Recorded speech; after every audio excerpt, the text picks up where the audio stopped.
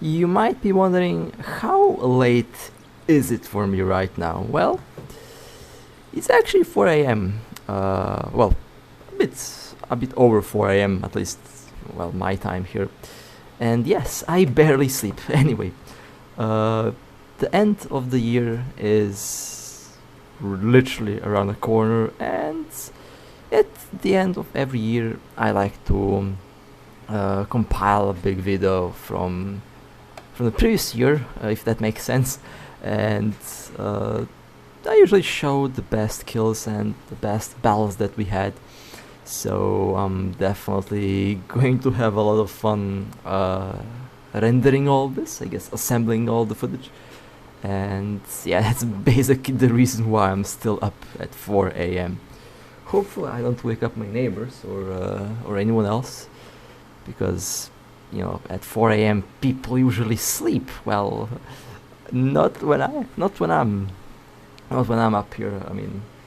I can't even think right now. That's how exhausted I am. But gotta do what you gotta do. The video is not going to finish itself, so I have to basically assemble everything. But honestly, as I said before, it's been a fantastic year. Honestly, I can't really complain. The next year we'll have some upcoming games that I'm looking forward to.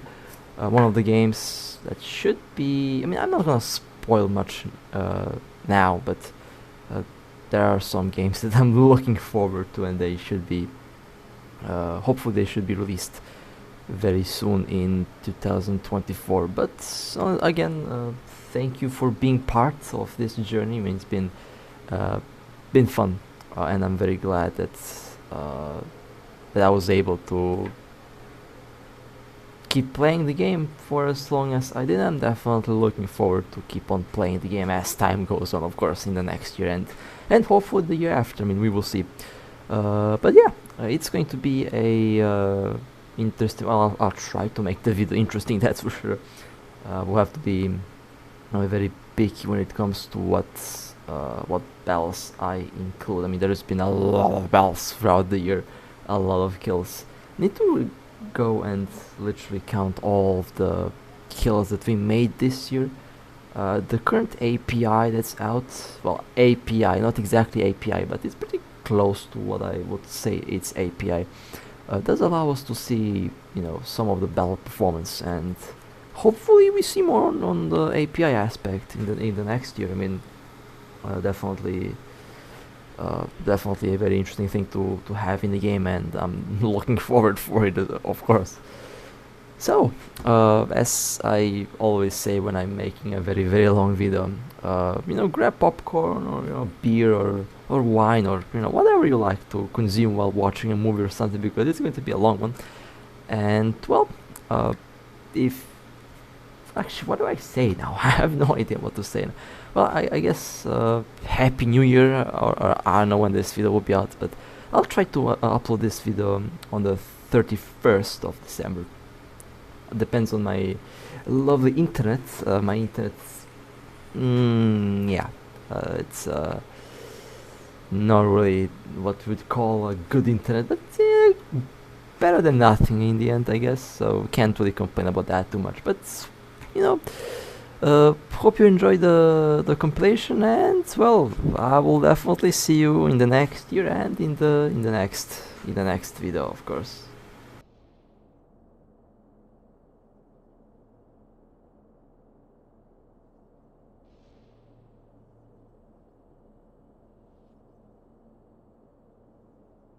So here we are in a site, and I am in the middle of nowhere. Well, not exactly in the middle of nowhere, but it is one of the routes that I used to take, that I actually still do take occasionally when I go on my exploration runs. And I've noticed that someone usually likes to open boxes, and they don't open all boxes, they leave one box.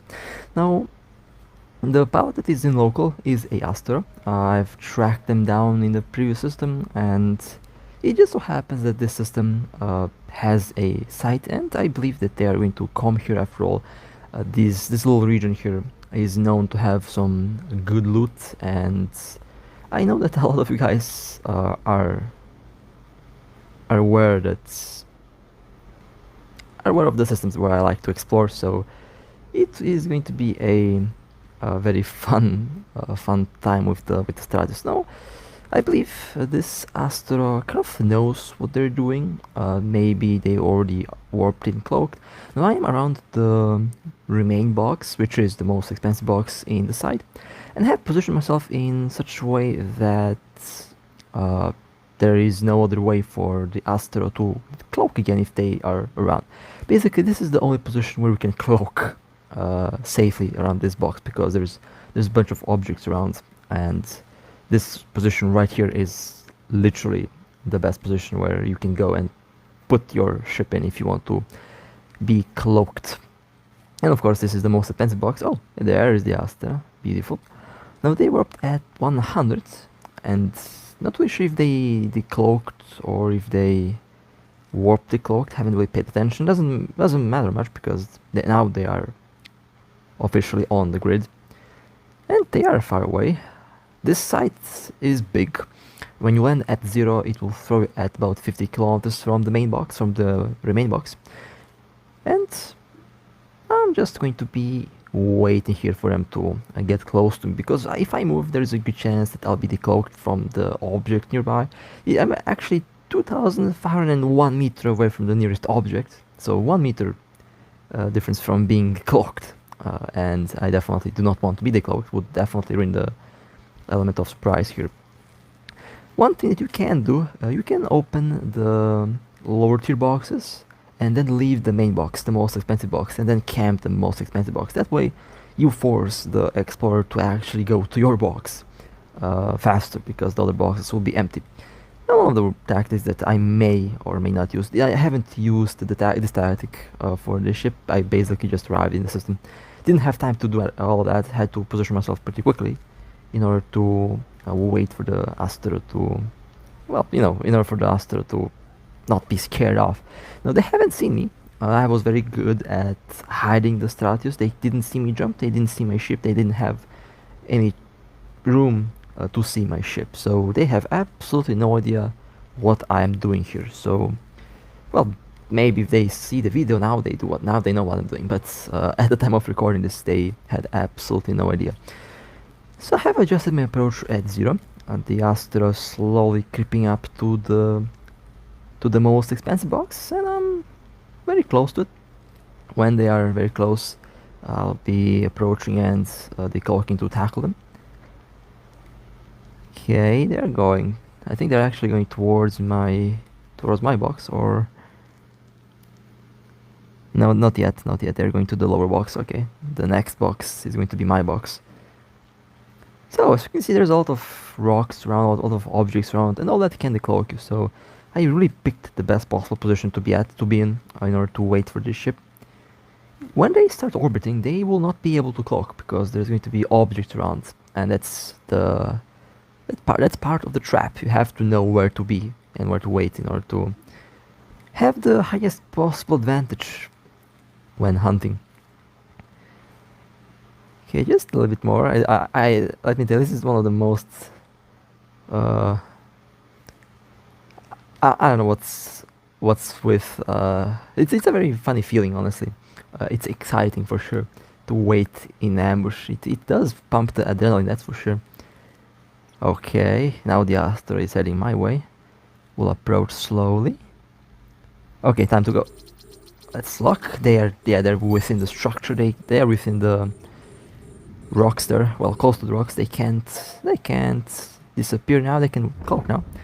Scrambled, webbed, and popped. There we go. That was beautiful. And they did click to warp. They immediately clicked to warp. They had a medium afterburner. Okay. Well, some good loot there, that's for sure. Some very nice loot. But yeah, they couldn't cloak. They couldn't warp. That was a good one. And I think they actually managed to open the box. We're about to find out. I think they opened the box. Well, let's take a look at the kill. They opened the last box. A 1 billion Astero kill, and unfortunately in this case, well, the loot wasn't that all impressive, but that was a pretty good kill.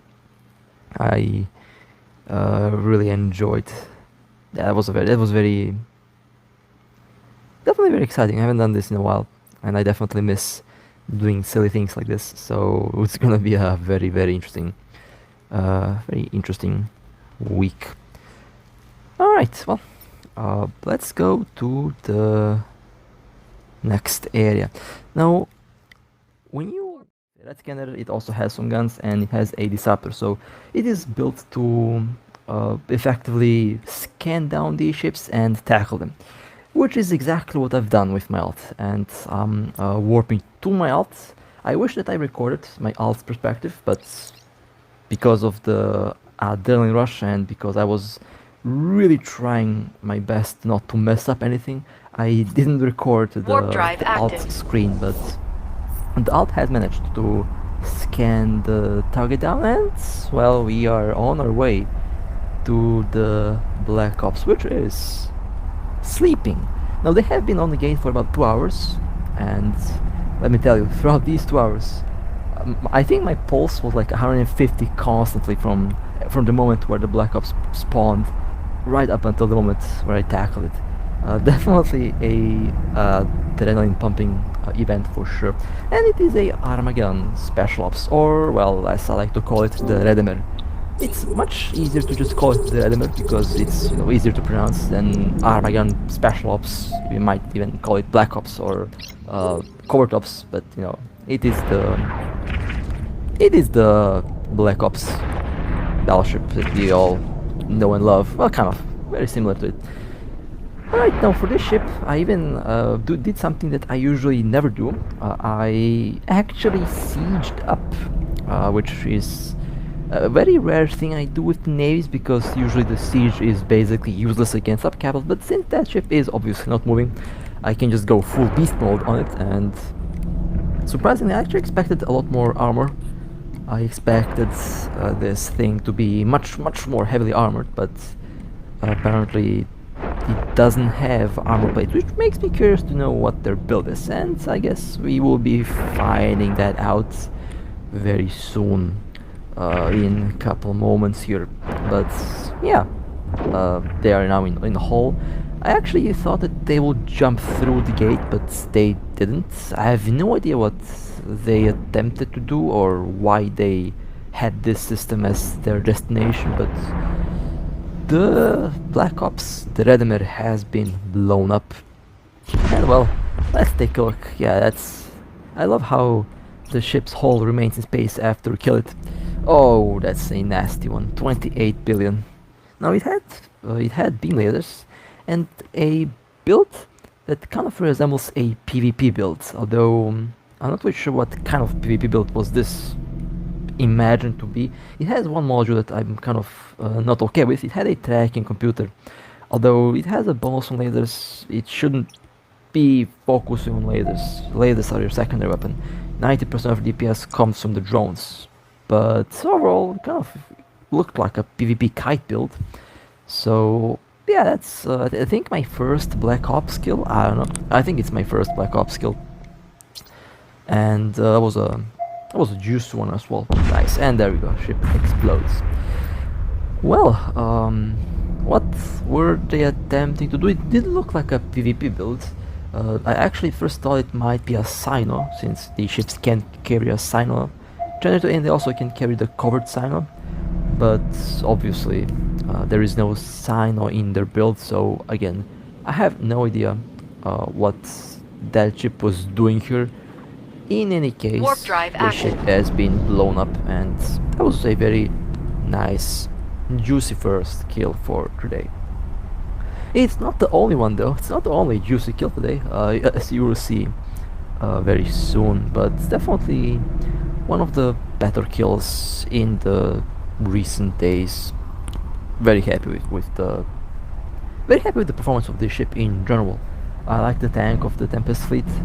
Maybe I actually have some ideas with tier 4 rigs that I may or may not include into the ship, but overall I can still improve some aspects of the ship to make it, even tankier. Maybe the DPS can be improved, or things like to be performing really well, and that's all I need to be interested in a ship.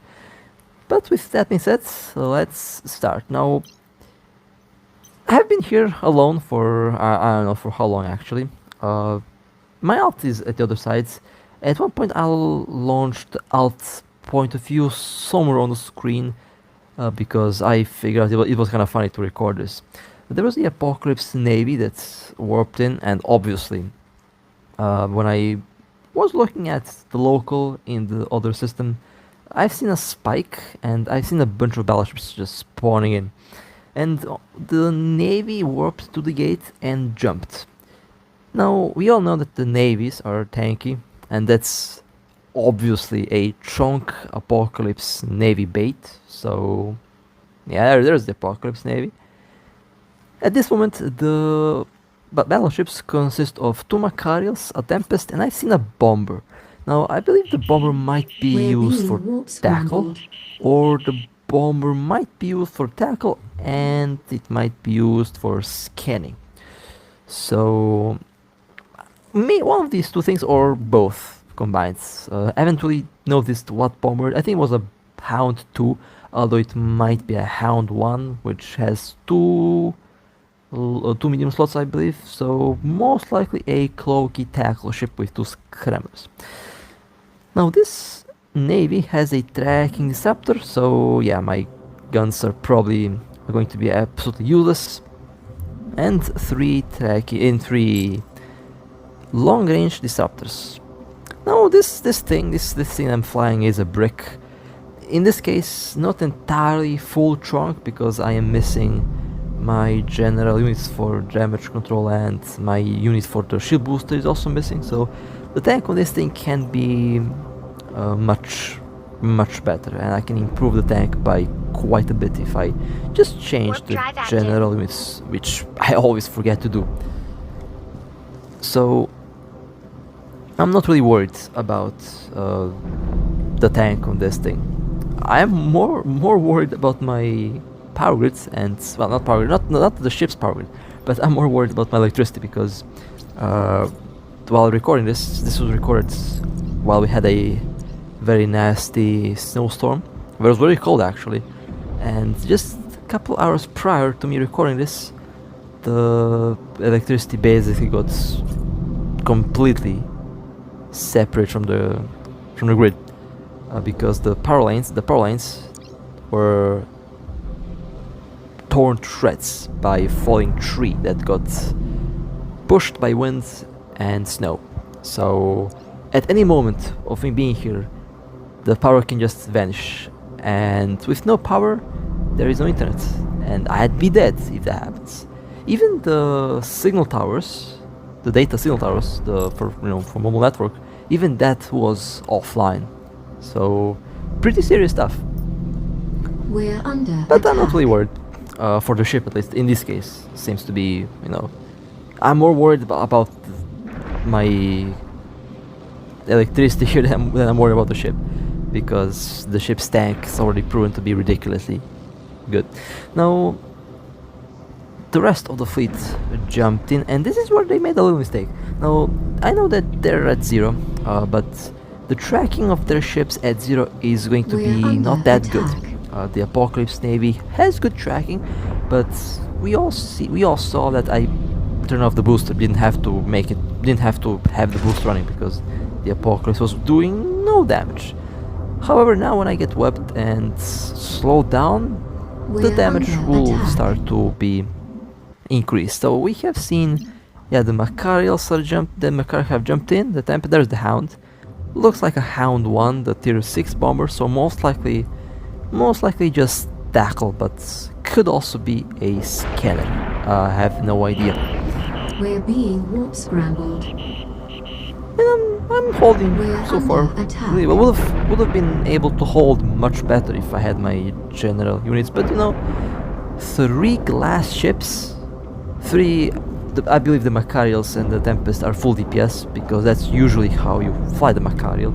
The Macarial's tank isn't really spectacular when you look at it, but it has good DPS and good speed. So usually the Macarial is built for full DPS. The Tempest can do both, but I believe Warning. the Tempest Capacitor is running low. built in a very similar way to the Macarial, to the two Macarials. So I assume 3 DPS ships and 1 bait chunk Apocalypse Navy.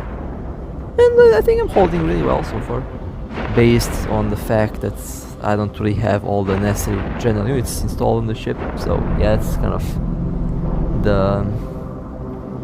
that's the little problem that I always forget to equip the ship in a proper way when I'm doing something, because I have so many units, so much stuff around. It's very easy to forget, and when you're trying to go from point A to point B, yeah, you lose track of what you have equipped. So yeah, but I'm pretty happy with the tank. I mean, it held out for a very long time. The main problem that I encountered here is the capacitor. The capacitor on a Tempest Navy obviously isn't the best, and I can technically change the rigs, but Warning. Capacitor I mean, running low. having such a tank for so long is already kind of extreme, and extreme is kind of my norm when I'm flying my ships, because usually I'm being thrown with a bunch of DPS, and in order to survive that, you really have to have a chonky little boat that can survive that. And the Tempest fleet, Tempest Navy is, or Tempest, I just call it Navy, it's the same thing actually. Tempest fleet or Tempest Navy, same thing, you know what ship I'm talking about. But I can definitely improve that tank a bit more. I will explore ways to do that in a cheap way, although that ship is anything but cheap. Now, here we have a... This is me flying a bubble for the very first time in a year or two, so yeah, kind of a revolutionary moment here. It is going to snow in hell because I'm flying a bubble ship. That's I can already see the demons in. We will start with the good old Tempest fleet, since I already talked about the Navy ships, and as you could see, this thing became really expensive, which I'm happy, but at the same time it makes me a bit worried, because the insurance price is going to be absolutely insane on these ships. Now, we caught a Rattlesnake in the bubble. I was actually lucky enough to, well, lucky, it just so happened that I was around on the right time, and I am able to offer support to my friend that caught the Rattlesnake. The Rattlesnake is active, they are fighting at the gate. My friend is in a Mahler bubble, and they're holding really well, although it's a Rattlesnake, and the Rattlesnakes became quite dangerous recently, especially with the new implant. And from what I've seen, this Rattlesnake has the aerospace tactic implant, so it could be potentially very dangerous for a cruiser, although cruisers can have a good time against the Rattlesnake since they're faster, smaller targets, and the Rattlesnake uses a lot of drones. But still, Rattlesnake is a very dangerous ship now, and you have to be very careful with how you approach these ships. There is the Rattlesnake, nicely. Well, they're using ogres, okay.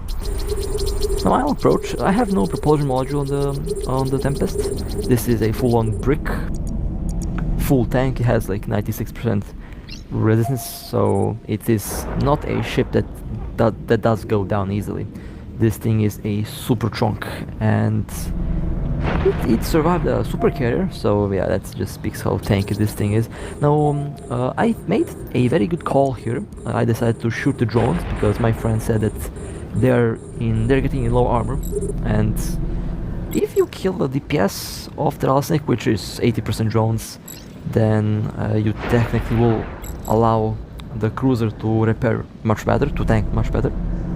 Of course, that will work if the Rattlesnake has no backup drones. If they have backup drones, well, then I have to be prepared to go and hold the Rattlesnake if the Mahler goes down. But if the Rattlesnake doesn't have any backup drones, then tanking the Rattlesnake will become very easy once the drones are dead.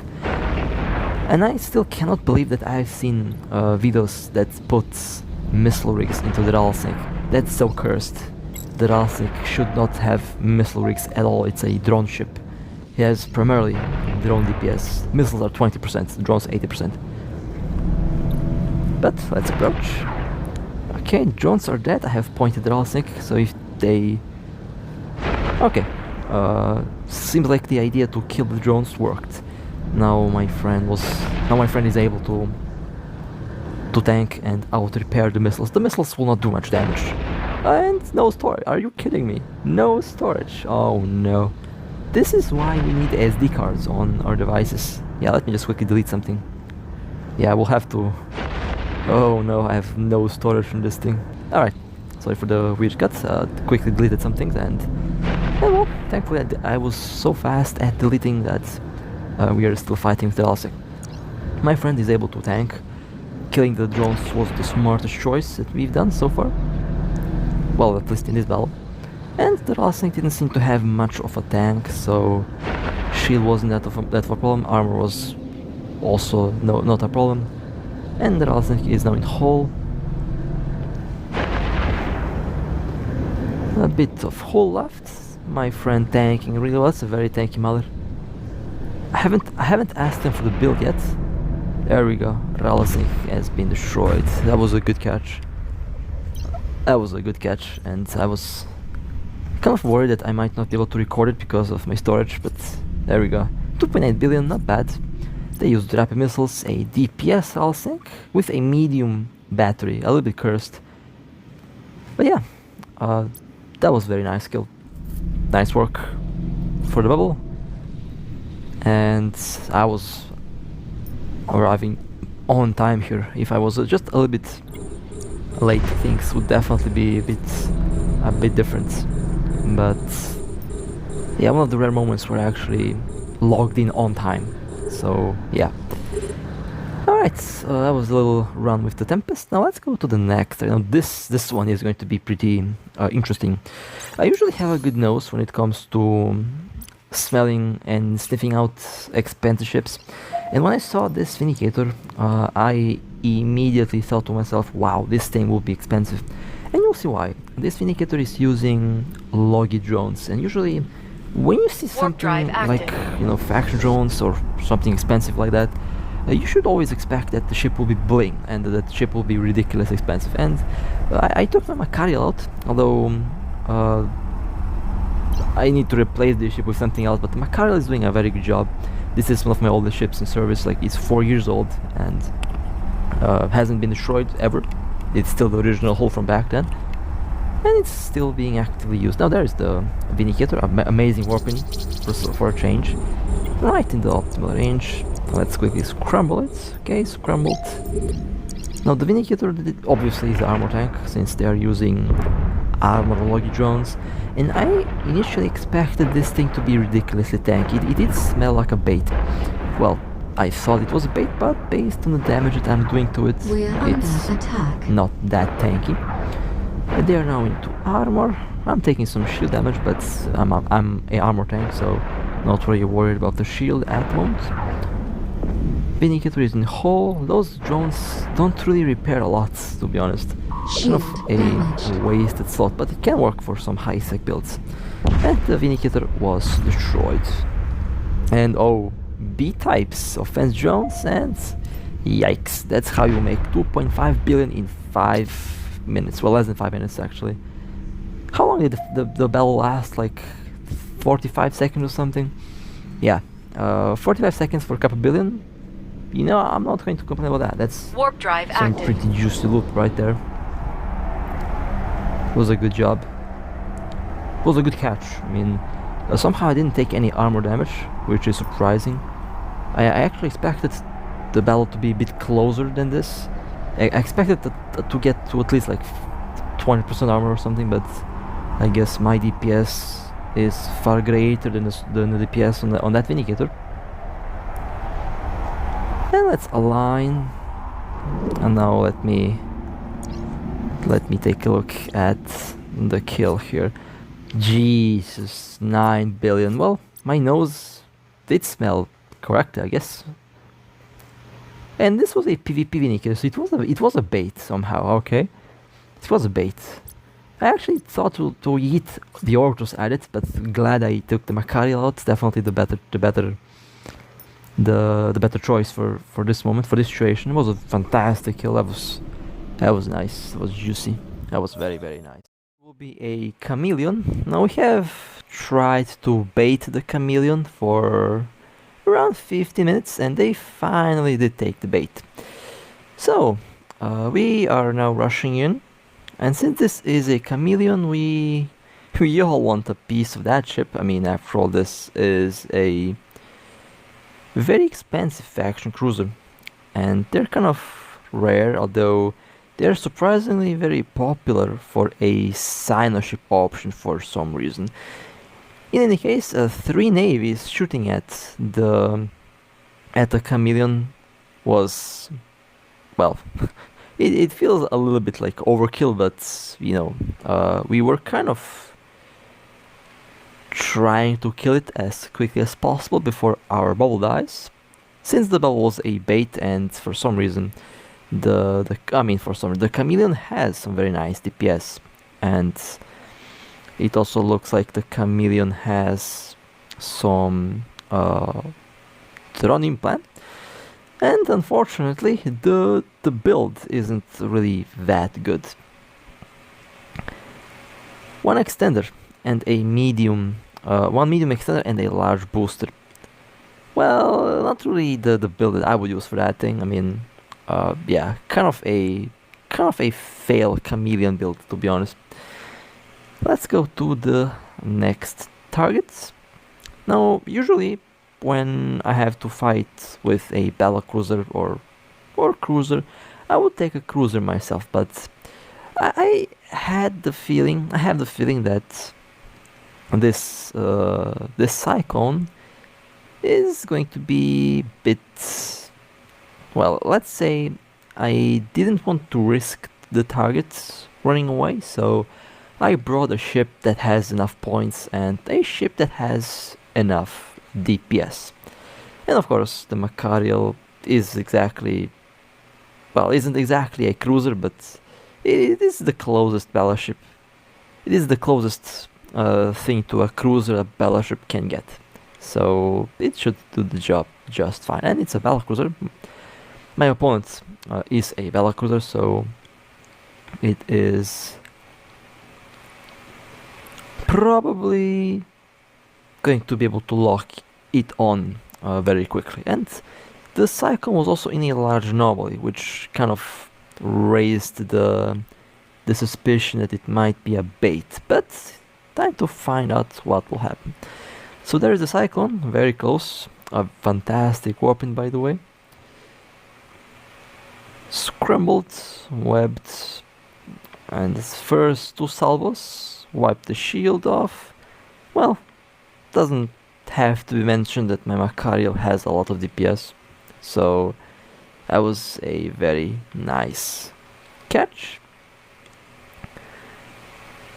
Okay, let's loot. Oh, and I forgot to mention that the Cyclone had an expensive drone, and basically that expensive drone made me consider taking a Macarial instead of the Celos for this target, since if I see a expensive drone, I just assume that the whole ship might be very expensive. So in that case, you definitely don't want to miss the target.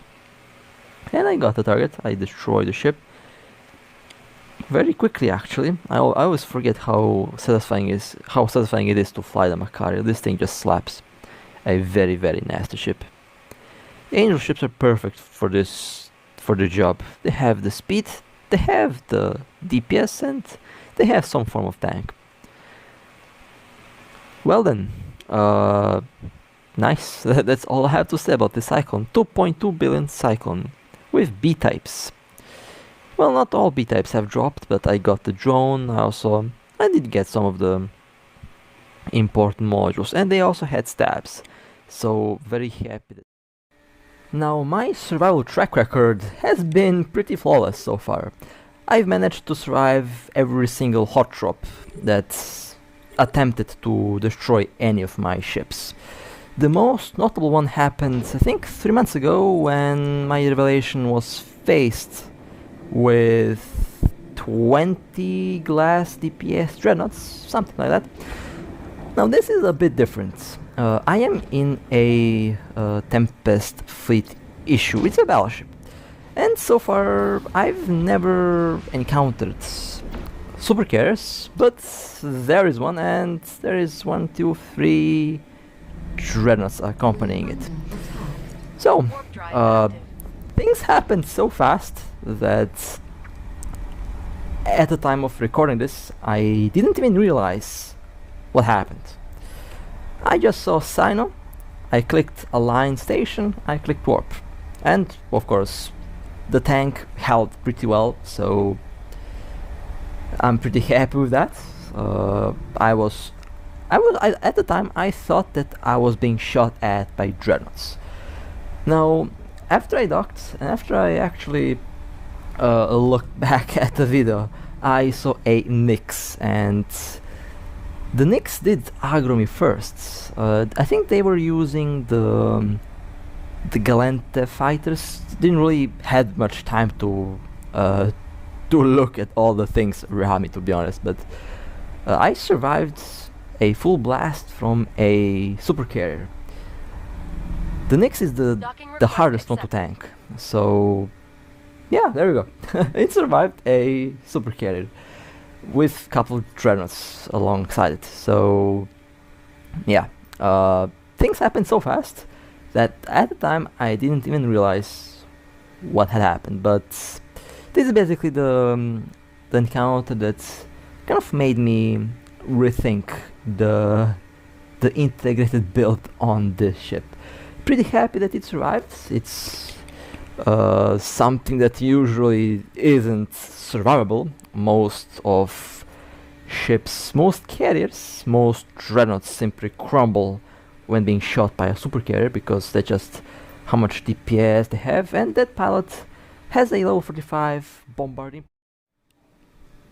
We are ready. When I say things that the things can go wrong, maybe the Barghest is a bait, so if we do have more ships land close on us, I have to keep the sniper protected by having a lot of webs and a lot of Warp drive DPS with my autocannons. But it should be good. There should be no bait for now. Alright, here we go. Game on. Warping to the Barghest. Okay, there they are. Nice and tackled. They're actually 58 kilometers from us. That's quite far. Looks like a tanky one. Okay, that's interesting. The Barghest seems to be using an implant. That's a huge red circle there. Barghest is now into We're under attack. armor. Seems to have a lot of armor. That is a tanky Barghest. But we are also kind of far away. And the Barghest has been destroyed. Nice. So they have been about 158 kilometers away from us. And that is quite far away, to be honest. That's some good range on the Barghest. But nevertheless, we have succeeded at blowing up the space span. And let's warp out. And then let me show you the kill mail. Should be a pretty juicy one. I have that feel. Usually when I get a feeling that there is something juicy, it usually is. So let's see what kill did we get today.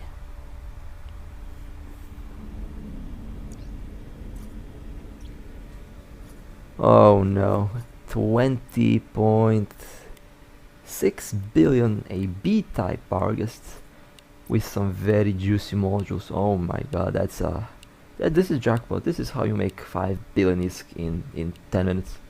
Yeah, this one was a very, very juicy Barghest. That was a lovely kill. Nice work, nice work.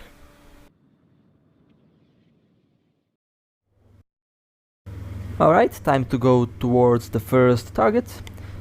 Now I have my Stratios out because the first target today will be a little bit special. Now, it is quite rare that I see an Orthrus running a mission, but this Orthrus was a little bit suspicious. They definitely have a PvP build because I am 100% sure that I could count at least 3 different disruptor effects on the ship while scouting with the Astero, so I'm fairly sure that this Orthrus is a bait Orthrus. So usually I would take my Cinnabal out for an Orthrus, but since I don't want to be caught at long range, since the Orthrus is one of the best long range cruisers in the game, and this one is actually pretty fast. Now I actually did go and calculate the approximate velocity of the Orthrus, and I came up to a number of 3,678 meters per second, which is roughly 3.7 kilometers per second, which is pretty fast.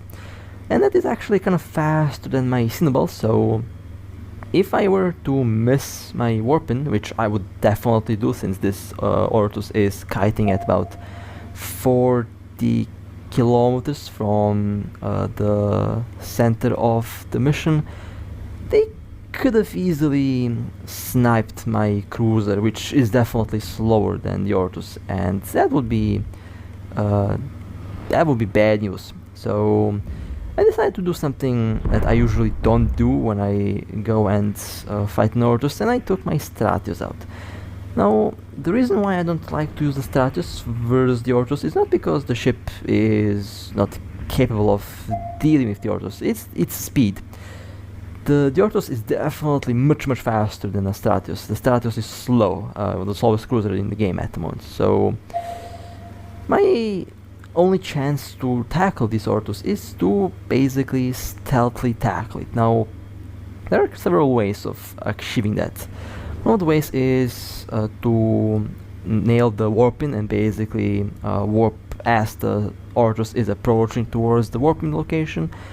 The other option that I'm going to be using here is the intercept tactic, the cloaky intercept as I like to call it. Now, when you're trying to intercept a target that's orbiting very quickly, you have to calculate, you have to literally calculate their orbit and their trajectory, and you have to calculate how many seconds it will take for them to actually reach your position. Now I came to the conclusion that it will take about 20 to 30 seconds for the Orthrus to do a full lap around the mission, around the center beacon of the mission, which does put me in a very nice spot here. And if my math is correct, the Orthrus should fly at about 9 kilometers from my ship, and I'll decloak as the Orthrus is approaching so that I have enough time to lock and scramble it, since the inertia of the micro-warp will still carry the ship even once the micro-warp is shut off. So that's one of the things that I also kept in my mind here. Okay, still approaching. 14, 13, 11, 10, 9, let's lock. My math was dead on. Okay, that's good to know.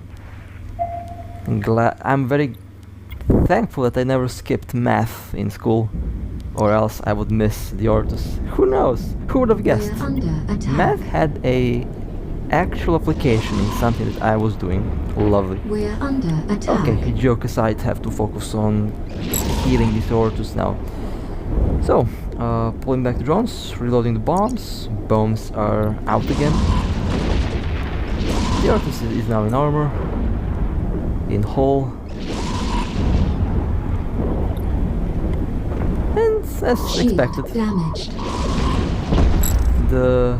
One of the biggest threats to an Orthrus are drones, and that includes the Stratius, since the Orthrus is paper, and a kite cruiser should never be anywhere near webs and scramblers, and this Orthrus pilot learned that the hard way. Although quite unusual for me to take a Stratius for the job, but warp drive if active. it works, it works, and in this case it worked flawlessly. Now my friends in chat are quite surprised at the cargo of the Orthrus. So that means a couple things. Either this is a 15 billion Orthrus, or there is some very there's something funny in the cargo hold. We're about to find that out. Let's take a look at the kill. Wrong kill. 3.1 billion, not bad, decent ore value. Now this was obviously a long range PvP kite build. Okay, almost a identical build to my Orthrus build, and this explains why my friends reacted the way they did in the chat. 3 Nelcors lost. Ouch. Yeah, that definitely did hurt. That loss definitely did hurt. Ouch. Some nanocores have been destroyed, and I mean, I kinda like the build. I don't like the medium booster. Went full armor passive with the thermal circulation implant, because my goal is to try and hold the carrier for as long as possible. Now, I don't expect to tank this thing, but my goal is to hold for as long as I can. So, there's the carrier. My friends scrambled it, siege mode on, and let's open fire. Now they seem to be using the capital missile launchers. Now I am trying to take distance, just in case if they have some scramblers and webs, because eventually I expect that that thing will start shooting at me. Now my friend is DPS build, I am a tank build, and seems like they also have the decentralized module, as you can see based on the fighters that they have, based on the effects that you can see. And there goes my shield. Damage control was activated, and now I'm trying to hold for as long as possible, aligning myself towards that belt. Okay, more ships popping in. That's good. I'll stay until low armor. Now the passive thing actually holds quite well. If we had a logistic ship, then this would definitely be much easier. I would actually be able to tank it if we had the loggy, but we don't have that. And well, time for me to warp out. Okay, more of our ships warped in. My job was mostly successful, although not happy with myself that I didn't have a proper ship for this. I had the idea to use a tanky Abaddon, active tank Abaddon, but did not assemble it. But after this happened, I will definitely assemble a tackle Abaddon, or perhaps even a super tanky tackle Hyperion with triple armor repairers, because I already have a Hyperion with a nanocore. It already repairs a lot, so that might be well, not exactly a replacement for the Abaddon, but definitely another option. Now I'm waiting for the command to warp back in, waiting to see what's happening. My friends are well, the Apocalypse Strikers were definitely there fighting with the carrier, and currently waiting to see what happens in the chat. I think that they're still keeping it pointed down, and after a while, well, the carrier did get destroyed. It was excellent team play. In the end, it did go almost according to plan. Well, I say almost. I think I didn't do well. I could do better. I say I didn't do well. That was a nice little tank demonstration on the Naglifar. Well then, we are getting jumped. All right. Well, that escalated quickly. Now what do we have here? We have a Hurricane, Caracal Sniper, Cyclone Command, Phantasm, and a Ashimu.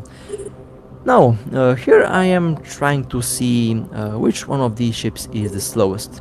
Currently I think the Ashimu is the slowest, and yes, it was. Well, there goes the Ashimu. That's the first kill for today.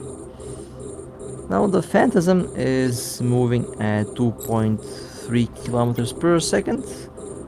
The Hurricane is also moving, and the Caracal is also orbiting.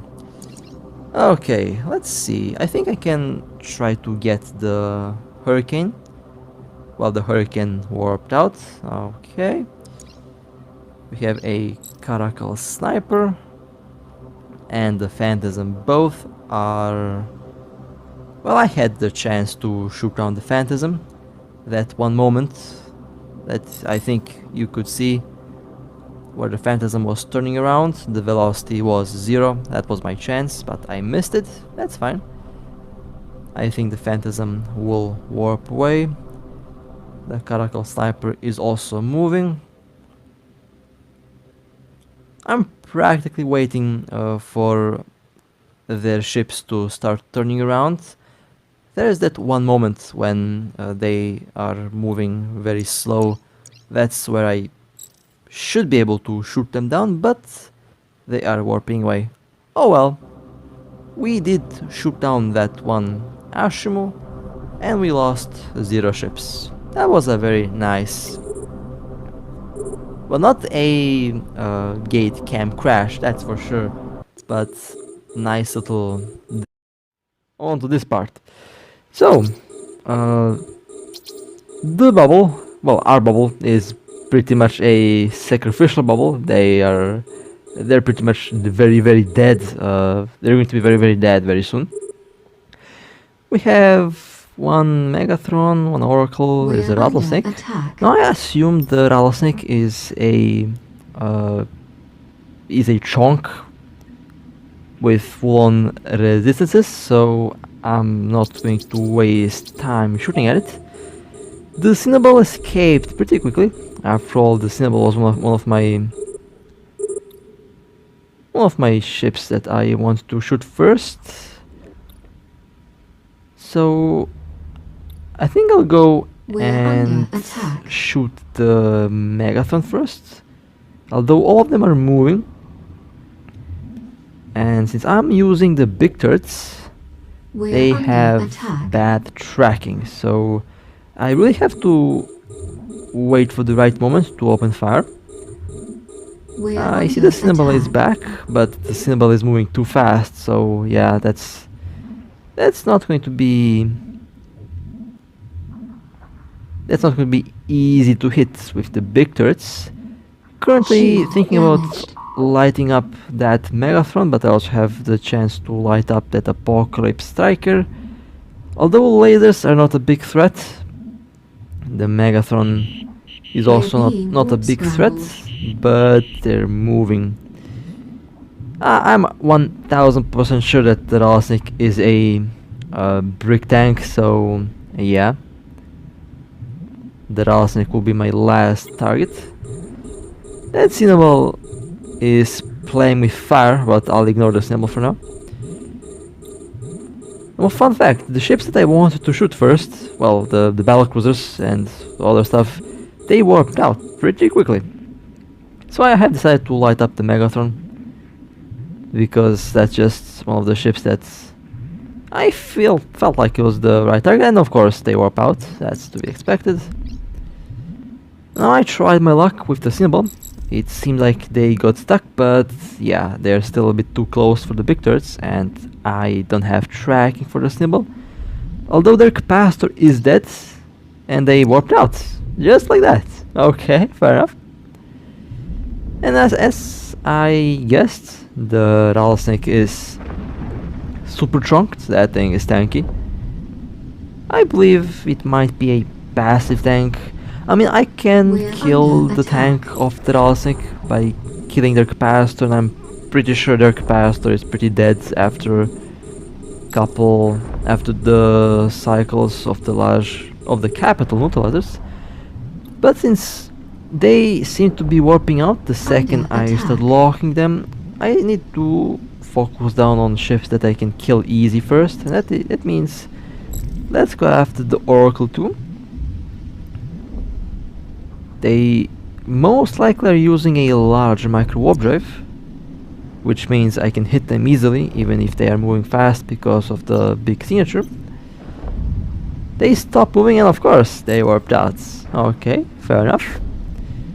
Now I'll try to ignore the Rattlesnake, because shooting at the Rattlesnake will be a waste of time at the moment. I'm trying to see who shall get yeeted next. That Snubble is orbiting outside there now. Yeah, I mean they're still in the neutralizer range, but I'm not going to shoot a fast small target with big guns, with big lasers. Which means I might start blowing up that Megatron Striker next. They're at 78 kilometers, a bit far away, at the edge of my range. And there is one tracking this Raptor. So I'll wait for them to get a little bit closer. The Tempest is within range, but they are using an afterburner. And the Tempest is a bit too cheap. I don't want to shoot at cheap stuff. I want to see... and if I get lucky to blow up something a bit more expensive. Now that Megatron is getting a bit close, but they are already aligned, so I'm not going to shoot at the Megatron yet. I'll wait for them to enter siege mode and then I'll blast them. It should give me couple seconds. Perhaps I can catch the Megatron. We're under attack. In that case, they're already aligned, so that's why I'm not shooting at it. It's my tank. Well, it's the revelation. This tank is a brick, and they don't have enough DPS to break the tank on this thing. So let's see what do we have here. That Oracle 2 seems to be a good shooting practice, a good target practice. The Rattlesnake is about 16 kilometers. I believe they wanted me to shoot at the Rattlesnake. Well, I knew that the Rattlesnake is a chunk bait. I mean, that's the Rattlesnake, a tanky boat. We're under attack. Yeah, that Oracle is playing with fire and they're stopping. Okay, I think the Oracle might get blown up in a second here. They are making a big mistake there. That Megatron is still aligned and they're not in siege mode. So I'm not going to shoot at that ship. When they enter siege mode, I'll blast them. That way I'm 100% sure that they can't warp away fast, because I don't have any points. That one tracking Raptor doesn't seem to do much on my turrets. Yeah, it doesn't. It only reduced like 4 kilometers. Okay. So most of my range is still in full effect, which is good. For now, the Oracle seems to be the target that will get blown up in one hit. Although that Megatron seems to be in it. Now the Tempest is also probably going to be on my menu. Okay, my cooperative on the Oracle is active. Let him get a little bit closer. At maybe 60 kilometers, I will go after the Oracle. The Megatron Striker is still in siege mode. I mean, they're still not in siege mode, but they're moving, so they can warp at any second. I can tell by the speed that they're moving. They're moving at about 150 meters per second, which is the default speed of the Megatron Striker. Well, they are warping away the second I start locking them on. So watch the magic happen when I start locking them on. Just watch. Megatron will be my primary, and of course, that's what happens. Second the revelation starts locking, they warp. That's fine though. But that Oracle is making a huge mistake. I was baiting them in thinking that I'm shooting at Tempest, but I'm shooting at Oracle, and there goes the Oracle. Okay. Now let's see who shall get yeeted next. Well, definitely not the pod. I'm not hitting the pod with this thing. I might try to go after the Apocalypse Striker, but it's a little bit out of range. I don't have like 100 kilometer range, but I can easily get that if I change some things. The Tempest is moving, and it's just outside of my weapons camera range, and just because of that I think that I might not be able to hit them. I will try to scare that Cinnabon by killing his capacitor. Oh, and as soon as I locked the Cinnabon, they started noping out. That was quick. Okay, that was quick. Look at that Cinnabon. They're already 7 systems away from me. I tried to get a shot at the Apocalypse, but they're a bit too far away, which is fine. The Cinnabon is a dual propulsion build. They have a micro-warp and afterburn at the same time, which is fine. I might go after the Tempest, but I'm not sure that I'll hit the Tempest. Probably not. Oh, and they also warped out. Okay. Which leaves the Apocalypse Striker as the last one. And they're also preparing to warp out. Well, this was actually fun.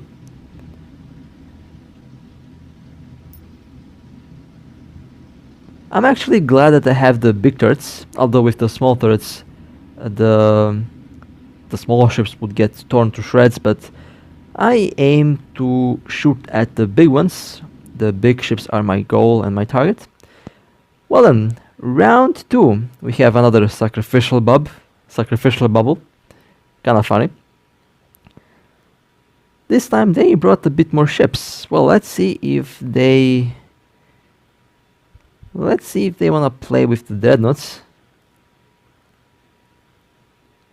Now, I think the primary target in this case will be a Macarial. The primary will be Macarial, then I believe after the Macarial we will go and shoot at a Maelstrom or an Apocalypse Striker. I'm not really sure which one the primary target will be. They have a bunch of logistic ships as well, which is not going to be a big problem. And let's see, we have a bunch of Battlecruisers and one Phantasm. I'm not going to look at the Phantasm because they're going to be too fast.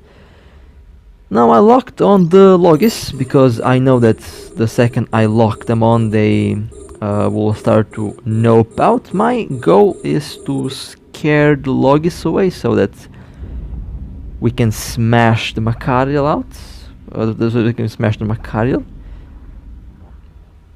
Why I clicked focus fire? Why are my lasers not shooting?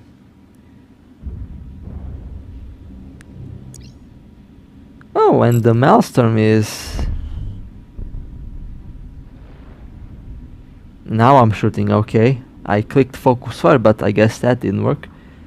And if that Maelstrom tried to ram me, that's a epic fail right there. Hello, buddy. Nice weather, isn't it? And it looked like a golden nanocore Maelstrom. That's going to be a secondary target. Most likely. Okay, let's see. There's an Interdictor nearby, Prophecy Command nearby, a bunch of different ships, and they are now warping away.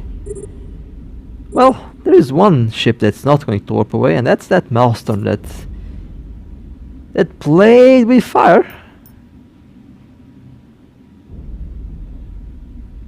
Hello, buddy.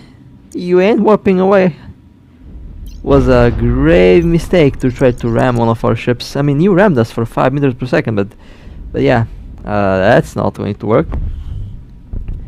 I wonder what's the capacitor status on that ship. That's a lot of nasty capital neutralizers on it. Oh, I was prepared to shoot at the Apocalypse Striker. I guess the Apocalypse Striker warped out. Fair enough. Okay, 16,000 first hits. I mean, they have no capacitor at this moment.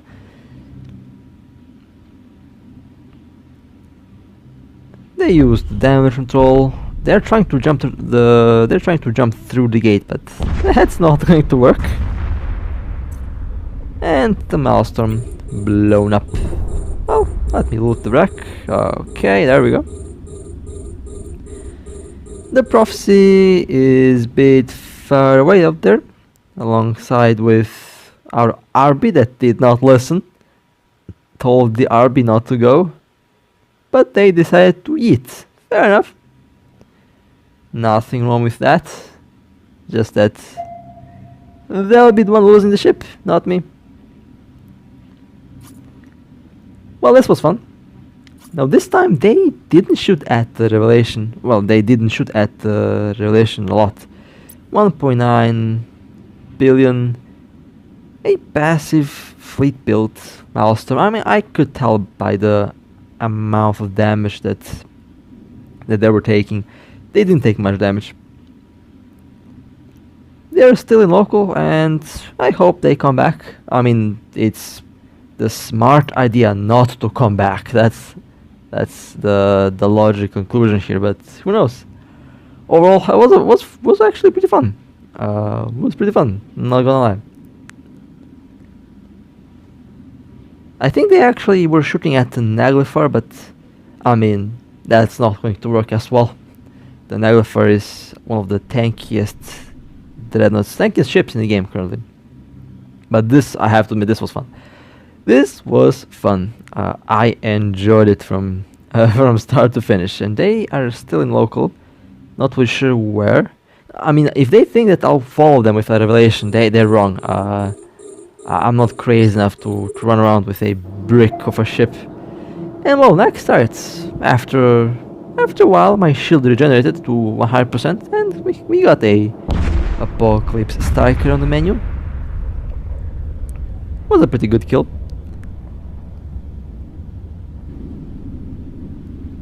And that skin on that dreadnought is amazing. You know, I kinda wish I had the Halloween skin on the Revelation, but at the same time, I also really like the Sleeper skin. If I had the Sleeper on the Revelation, I'd be very happy. I mean, can you imagine what I'd be able to pull off? What kind of tank I'll be able to pull off with this thing? With a Sleeper nanocore? That will be broken. That will be legitimately broken. 1.8 billion Apocalypse Striker, not bad. Next tank build, but I decided to do something different for a change, and I went with tracking computers. Next target, an Orthrus. Well, now this pallet is the same pallet that we encountered a couple weeks ago. We killed their Barghest, and well, now I killed his Orthrus. Well, that's interesting. Let's take a look at kill, and yeah, 8.2 billion Orthrus kill. The Orthrus used the heavy assault missile launchers, a close range PvP Orthrus, okay, interesting. And they used tier 4 rigs. That's why this Orthrus is ridiculously expensive.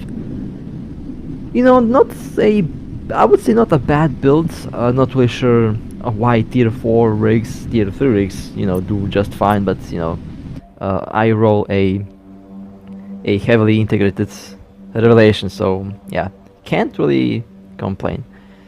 Now, this is a very odd little moment where all of a sudden a bunch of ships just popped in, and you know, I'm just chilling here, just chilling on the gate to see what's up. I have the the high-angle weapons installed. Not really the default chonk build that I usually run on this ship, mostly because again I decided to do something different, and I felt like trying out the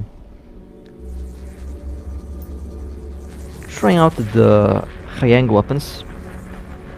And well, now I wish that I actually had the previous strong build, because would be a good opportunity to see how much it can tank. But I'm not worried. Again, I have a lot of tank, so I can sit here all day long if I feel like it. Now, I assume, well, I don't assume, I know for a fact that all of these Apocalypse Strikers over there have the so-called, I think it's called focus crystal. So you know, let them charge up the focus crystal. I'm very curious to know how much this build can hold. It can hold a lot because it still has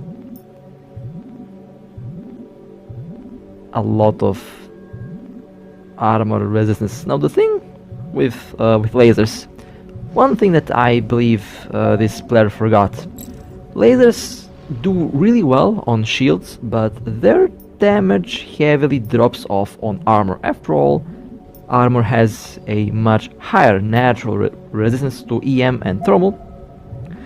So even with, I don't know, like, I guess even with 100,000 DPS, that's not going to do much, even when those focus crystals charge up. And I'm just chilling here, eating all the damage, seeing how much the armor repair can repair. Now, here my build is again focused for a high angle.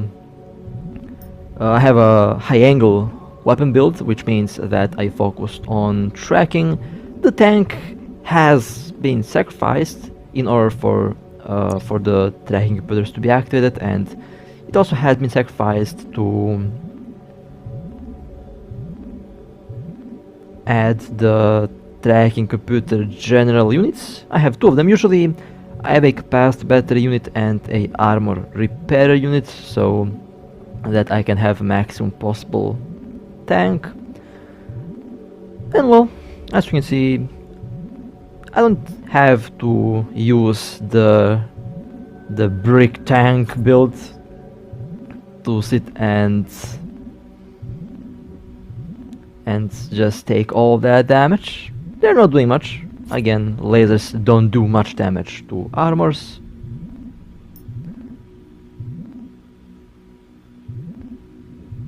Now, if I had the main turrets by any chance, I would probably be able to go through the nightmare in a couple hits, because my main turrets have about, they sometimes can slap up to 200,000 when they want to hit the target, of course. The nightmare with the shield field bubble is a big target, so even if they are moving, the tracking will be enough.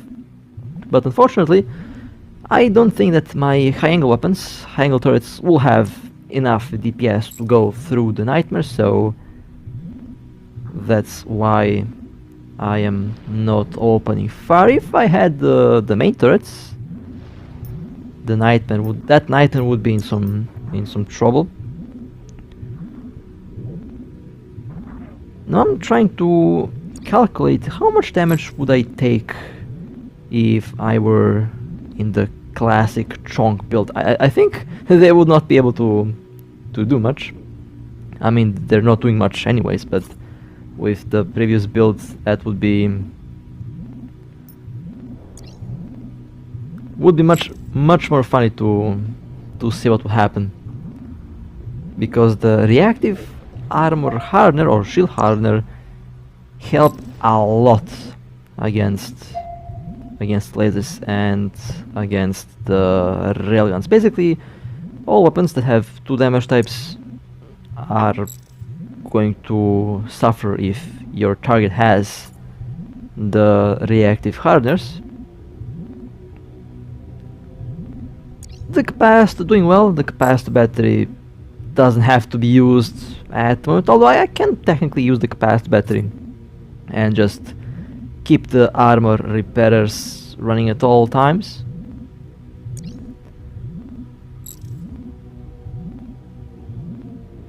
Although there is no need for that at the moment.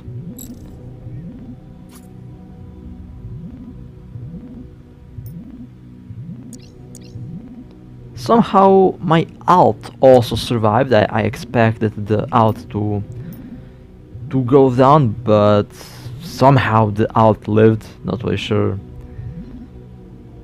how that happened, but okay.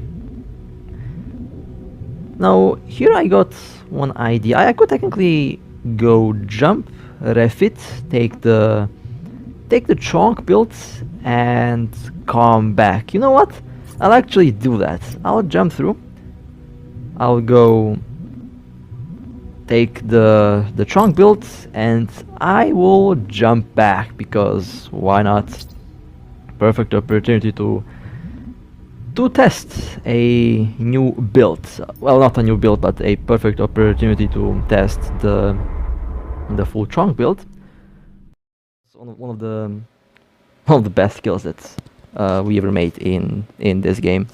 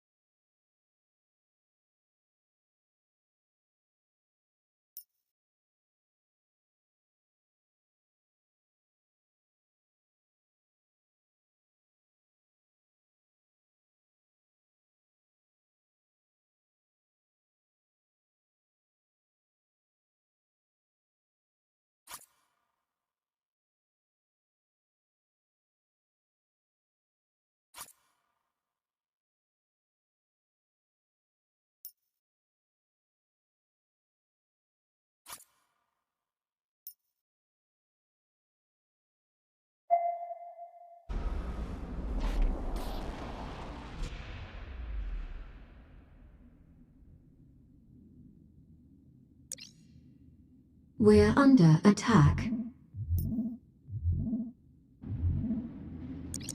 We're under attack.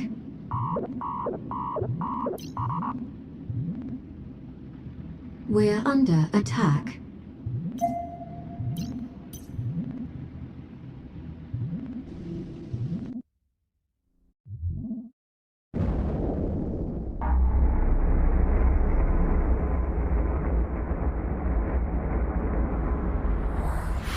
Warning, capacitor running low.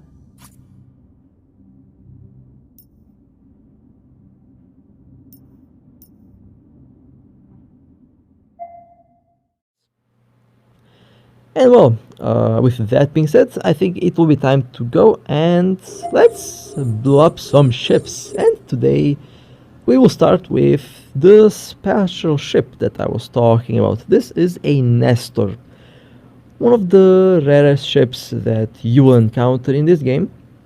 And my initial reaction in the chat was quite hilarious. Now, when this pilot came in system, I jokingly said, well, what if this guy is a Nestor? And, well, to my shock, it was actually a bloody Nestor popping in. Now, how did I know that this pilot was a Nestor? I remember seeing screenshots. This pilot is a PvP pilot, if I can recall, and I've heard that this Nestor is actively being used in PvP, so I jokingly said that this might be a Nestor, and well, to our surprise, it actually is a Nestor. Now, based on the damage that I was doing on the armor, this Nestor was quite tanky, which means they probably used a pretty solid build, and well, there goes the Nestor.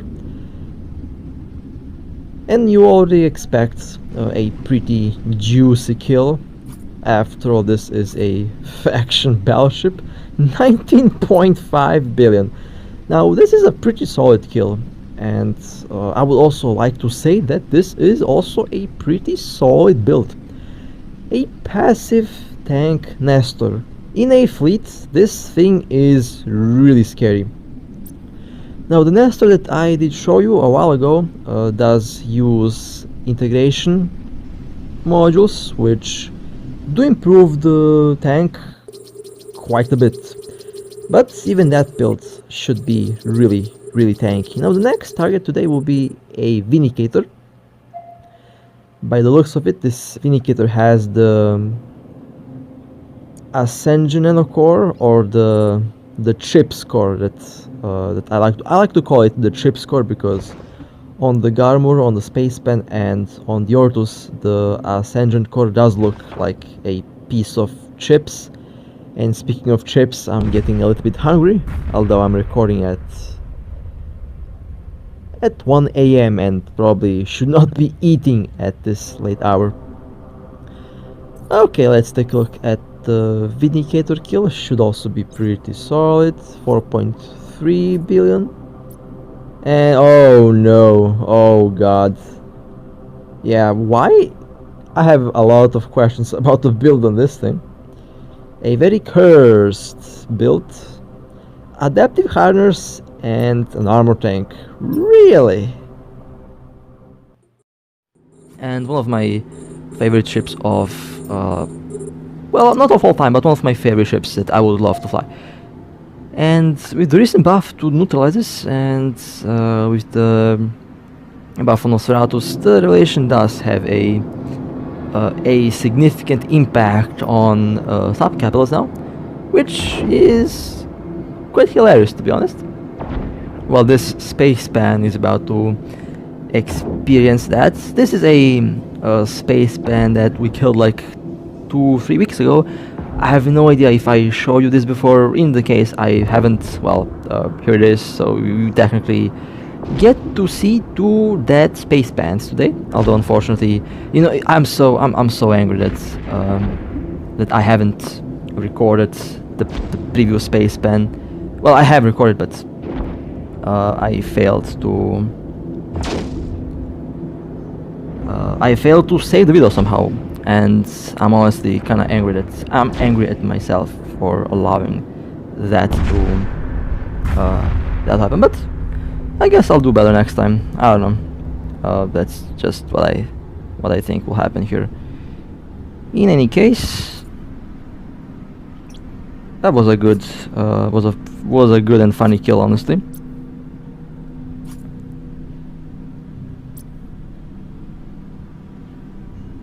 And surprisingly, the Spacepan was empty, but we got some debris, and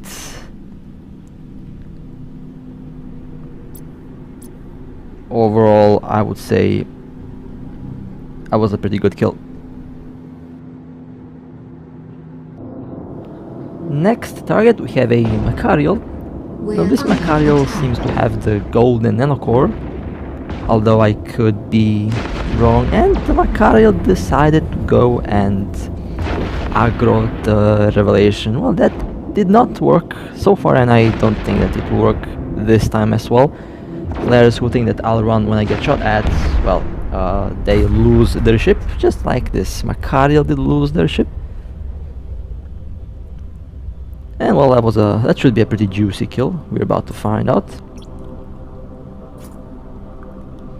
So I spent about, I don't know, like 2 hours, 3 hours waiting for that fleet to crawl out of the station, but that never really happened. So yeah, I was a bit sad. Next target we have a Balgorn.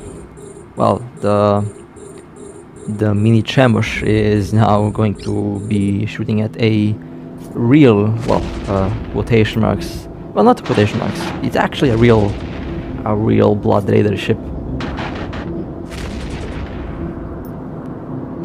Well, thankfully, the capital neutralizers are quite efficient at killing the capacitors of the Blood Raiders. Now, if we end up getting the capacitor boosters, that will definitely significantly change how I would build a Balgorn, or how I would build the Ashimo. I would use them with neutralizers and capacitor batteries, because you can sustain the capacitor with the capacitor batteries, with the capacitor boosters. That's one way how to fly these ships. That's how I use them in EVE Online, and this is a 4.6 billion ISK Balgorn. Pretty good, pretty solid. Not going to complain about this one. It's a Balgorn, and I haven't I haven't had the chance to shoot at a Balgorn in a very long time, so very happy that I was able to cursed. Yeah, that was a cursed vertex. Okay, well, the first, well, actually the second interesting target for today. A bloody spacepan jumped in our gate. This is the first spacepan that has ever jumped in this system. Well, the first ever that I caught on video. Who knows how many spacepans have passed through, but this is a fantastic catch. The spacepan is now into armor. They had a lot of shields. After all, this is a spacepan and they are known for their shield. They are trying to move around, but that's not going to happen. They have been webbed. I think they're trying to shoot our bubble, but looks like the bubble is okay. Just a little bit of a hole left on the spacepan. And the spacepan has been destroyed. Nice. Well, jackpot, I think. I didn't even have time to park my ship on the gate. Oh, what the hell? This is a empty spacepan. A 10.1 billion kill. Well, I mean, 10 billion is 10 billion. And we got 3 more to debris. Kinda weird why this spacepan was empty. But okay, I'm not going to complain. This is my 4th spacepan kill. I killed 4 of these things. Cannot wait for the 5th. That's all I'll say. But yeah, fantastic kill. A little bit odd because the ship is empty, but you know, it is still a spacepan, and I'm not going to complain about that. Now, here we have an Abaddon. Now, this Abaddon is, well, this is my Abaddon. I sold this ship 5 months ago, and I never thought that the ship will return to me. Well, not in this way, but yeah, this is my Abaddon with the integration rig setup, built for maximum tank, and well, I think you can definitely see what I'm talking about. This thing is tanky. It is super tanky. Now I'm here giving some We're under attack. commands to my teammates, to my friends, so that they don't die, because this Abaddon is super tanky, and they seem to be shooting at me now, although they stopped shooting at me, and now they are shooting at our Vigilant, which might be problematic because the Abaddon has some good tracking, and the Abaddon can hit cruisers orbiting at 20 kilometers easily. So we have to hurry up here. This is a very tanky ship. I mean, as expected, I built the ship and I sold the ship with the nanocore and with the full equipment. And the Abaddon has been destroyed. Well, that was one of the tankiest battleships that I've shot at in a very long time. We almost lost our Vigilant. They were in hull. The Vigilant was in hull. It was a close one. Well then, I guess this is how the journey of that Abaddon ends. I built the ship. I literally built the ship from a blueprint, and I destroyed the ship. It went a full circle. The first target for today will be a Balgorn. My Daredevil alt already on the way to web the target. The Balgorn already into armor. Okay, the Balgorn now into 35% armor. And the Balgorn is destroyed. Okay, very nice. Very nice start. Now where is the wreck? There is the wreck. Let me go and loot, because a Balgorn is usually quite expensive and there is a lot of salt in local, so not really sure what kind of kill this Balgorn was, but there is a big chance that we have a pretty expensive kill here. No cargo hold left. Well, that's typical. 533 million. The Balgorn dropped 2 Predator webs, which is very nice. Okay, so I guess I'll have to go and dock to unload the loot. And while the Daredevil is warping, let's take a look at the kill.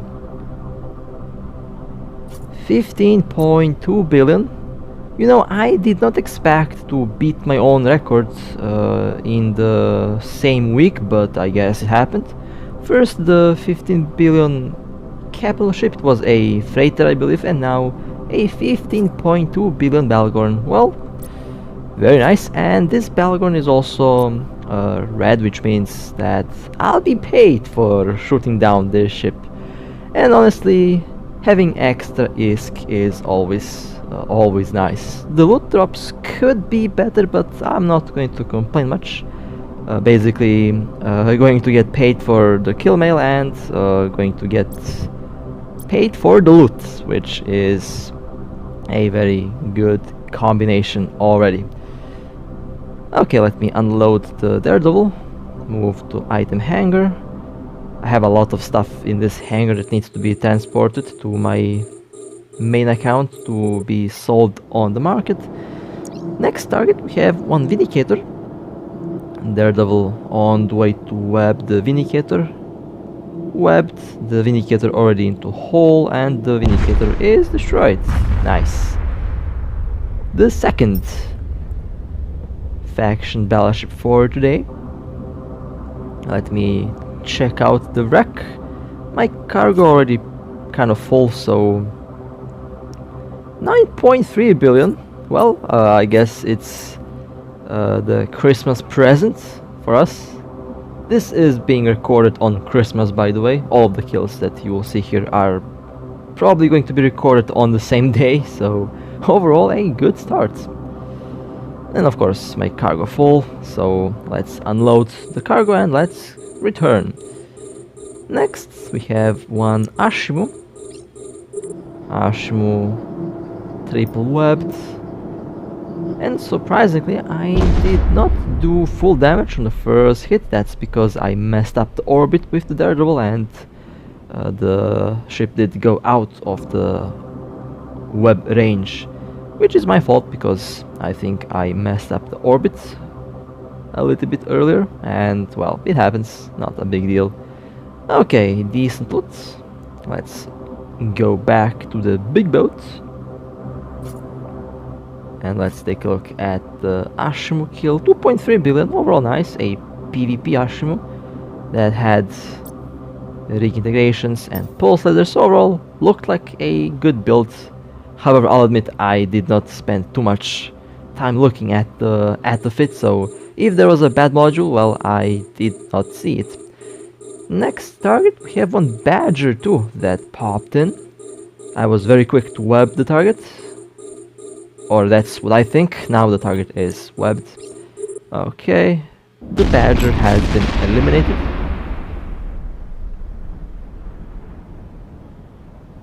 Let's return around the revelation and let's take a look at the kill. 1.8. Oh, come on, it did not drop the Abaddon. 1.8 billion, but unfortunately the Abaddon did not drop. Which is a shame, because I would love to have one extra chunk in the fleet. Next target, we have another Badger too. Basically this second Badger popped in 30 seconds after the first one. Webbed, almost locked. And the Badger has been yeeted. Okay, let's return around the big boat with the Daredevil. And now let's take a look at the kill. You know, you gotta be kidding me. An Apocalypse Striker dropped. I mean, I wish it dropped, but it didn't. Well, okay, 1.8 billion. Badger 2 again. Both of them are red, so I guess I'm going to get paid for the kill mails, but unfortunately I'm not going to get paid for the loot. Okay, next target we have another Ashimo. Let's go and web the target with the Daredevil. Although I think I might be a little bit too late with Daredevil. Oh well, the Ashmo did try to burn to the station with a micro-drive, and well, lasers plus micro-drive plus the revelation doesn't really equal to a ship that's going to be in one piece, and well, the Ashmo did learn that the hard way. And of course the target was red, so yes, very nice ESC rewards are going to be tomorrow. 2.1 billion, my co-op of course, I could have seen that coming from a very long distance. Also a PvP Ashmo, although this Ashmo had DPS rigs. It doesn't have a lot of cargo. Next target we have one Tempest Striker. Tracking Interceptors are on the Tempest. The Daredevil is orbiting at a safe distance. If the Tempest attempts to shoot at the Daredevil, they will not be able to hit because of the tracking Interceptors. And there's a bomber that's popped in. That's the secondary target. If the bomber stays, or guess not, the bomber has warped out. Okay, that's fine. The Tempest is now into 35-40% armor.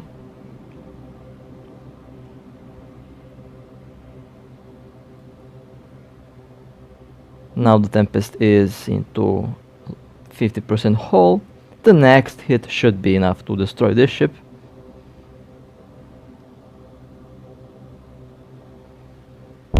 And the Tempest is destroyed. Nice. That was a very good kill. Okay, let me take a look at the wreck. I mean at the kill, not at the wreck. 1.9 billion Tempest. Okay, autocannons, a passive tank, passive shield tank. Not bad. I still prefer to use missile launchers on the drone boats. Next we have one Megatron launching the alt to web the target. This ship looks very nice looking. And of course, not really sure which one it is, but we will find out very soon. Megatron is into armor. Now they are in low hull. One more hit should do the job. Unless the relation misses, which happens rarely, but it did not miss and the Megatron has been destroyed. Okay, let's take a look at the kill and let me loot the wreck on the alt. 472 million, a quite cheap Megatron. Looks like a build for missions, which is okay. Overall solid.